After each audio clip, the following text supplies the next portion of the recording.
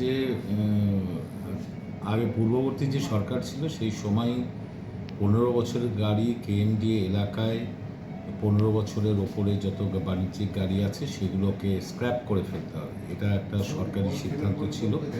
সেটার ওপরে কোর্ট আবার সিলমোহর দিয়েছিল পরিবেশের কারণে।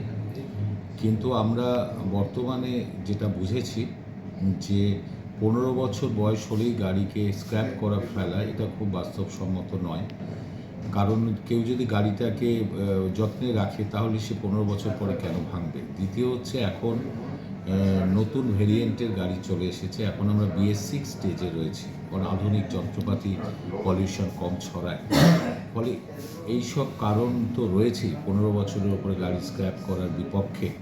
প্লাস হচ্ছে 15 বছরের উপরে গাড়ি ভেঙে ফেলা মানে গণপরিবহন ব্যবস্থায় একটা বিরাট প্রভাব পড়বে। প্রায় 1,500-এর উপরে গাড়ি বসে যাবে 25-26-এ।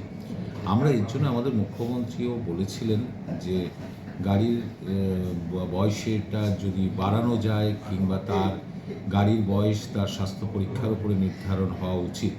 আমরা এই সব কারণেই আমরা যেহেতু এটা কোর্টের অর্ডার ছিল আমরা কোর্টেরই দ্বারস্থ হয়েছি। রাজ্য সরকারও কোর্টের আইনি প্রক্রিয়ার মধ্যে দিয়ে গাড়ির মালিকদের পক্ষেই আমরা ছিলাম যে গাড়ির বয়স 15 বছরে ভেঙে ফেলা স্ক্র্যাপ ফেলা এই ব্যাপারটা যদি তুলে দেওয়া যায়।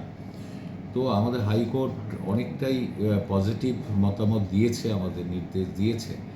ফলে আমরা যেটা এখন করতে পারবো সেটা হচ্ছে গাড়ির 15 বছরের পরে বিশেষ পরীক্ষা, অর্থাৎ যেটা পলিউশন টেস্ট বা ফিটনেস যেটা প্রতি বছর হতো সেটাকে আমরা বছরে 2 বার করব, অর্থাৎ 6 মাস অন্তর করব।